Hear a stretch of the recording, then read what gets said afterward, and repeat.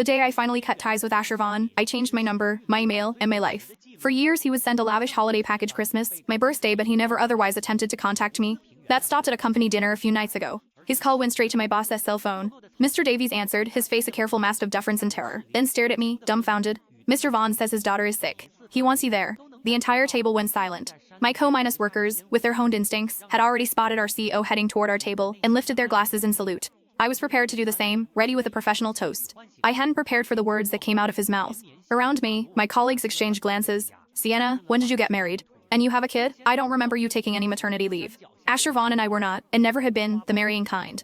I ignored them, rising from my chair. Mr. Davies, did he say which hospital? He waved me back down. No rush, Sienna. Eat first. I'll arrange your car, I'm taking you myself in a minute. He signaled his assistant, Riley, and left the room in a hurry. A co-worker leaned in. HES right, eat something. Rushing won't help now. What does your husband do? The boss is treating this like a matter of national security. Seriously, why wouldn't he just text you? Why the whole detour? I offered a dismissive answer. I'm single now. A collective, quiet hum went around the table. They leaned back and nodded, a knowing glint in their eyes. Well, that explains it. Young people have too much pride. Wait till you're my age. You'll realize you can't block an ex-husband. When you need him, one text, and he'll still show up for you. You had a kid, and I bet HES loaded. Why do you break up? I said nothing. Riley tapped my shoulder. Car's here. Mr. Davies is waiting. I got into the passenger seat and glanced at the back seat in the rearview mirror. You can just drop me at the subway station. Nonsense. A child is sick, I'm coming to check on her. Gotta send my regards. He chuckled, making an attempt at a joke. We have hidden powerhouses in this company. Getting married so young, was it an arranged family thing?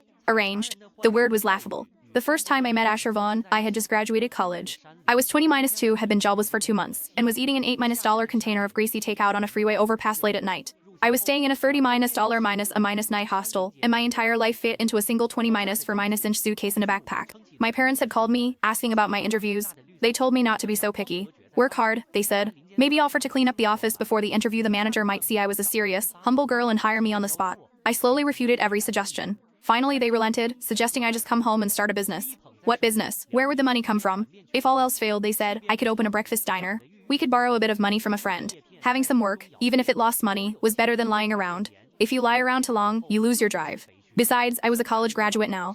It was time I sent some money home. I hadn't been lying around. I had spent the last of my savings hopping between hostels in different boroughs.